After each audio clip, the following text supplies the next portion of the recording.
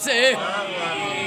ऐं मौला अॼो के सलवात दुरूद पाक सलवात जो सवाब ख़तम पाक जो सवाब महबूब जे हथारों ईरान जे सदर शहीद इब्राहिम रईसी ऐं उन सां जेके गॾु साथी शहीद थिया उन्हनि जे रूहनि खे पेश कयोसीं। ॾाढो आदम कोठी मां महदी अलैहिस्सलाम ताईं कुल मोमिनीन वल मोमनात खे पेश कयोसीं। ओ मौला सभिनी के आका करीम जो पाड़ो कचहरी नसीब फरमा। ओ मौला अॼो को बाबा मोहम्मद सजन साईं जो ऐं बाबा साबिर अली साईं जो जेको यारी कई अथऊं ख़ैर पंहिंजी बारगाह में उहद जबल जेॾो लिखण क़बूल फरमा।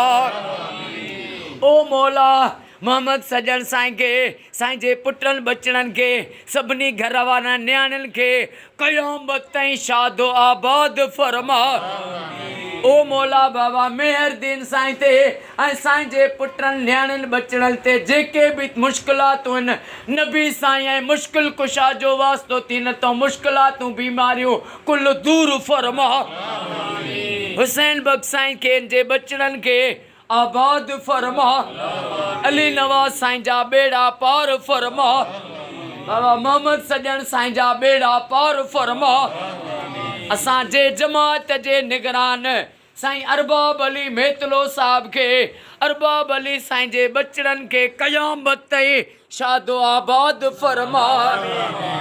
मां दिल जो गुजरियो ॻाल्हियूं मिठा तोखे न चवां त भला कंहिंखे चवां। ओ मौला चादरे ततहीर ऐं चादरे ज़ैनब जो वास्तो थिए अॼु असां सभिनी जो बेड़ो तार। दस्तगीर जो वास्तो थी असां सभिनी जो बेड़ो तार। गुलज़ार अली फुल पोटो साईं जा बच्चा घर आबाद फरमा।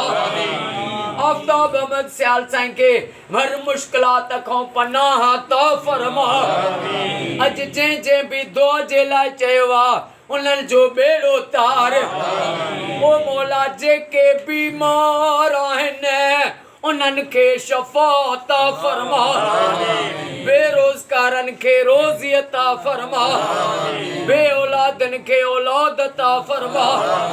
हर सुन्नी जे घर ईमान वारे सुन्नी जे घर हर ईमान वारे शिया जे घर लख सलवातूं थियनि सॼी पाकिस्तान में सऊदीअ में ईरान में इराक में शाम में घर घर सलवातूं थियनि।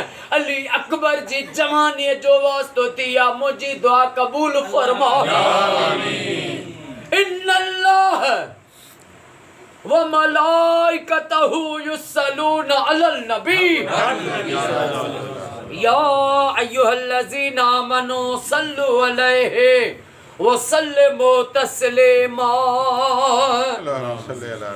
अल्लाहुम्मा सल्लि अला सय्यदिना व मौलाना मुहम्मदिन निल्लज़ी अवल नूरहू व आखिर ज़हूरहू व रहमतल लिल आलमीन वजूदहू ला इलाहा इल्लल्लाह मुहम्मदुर रसूलुल्लाह। नारे है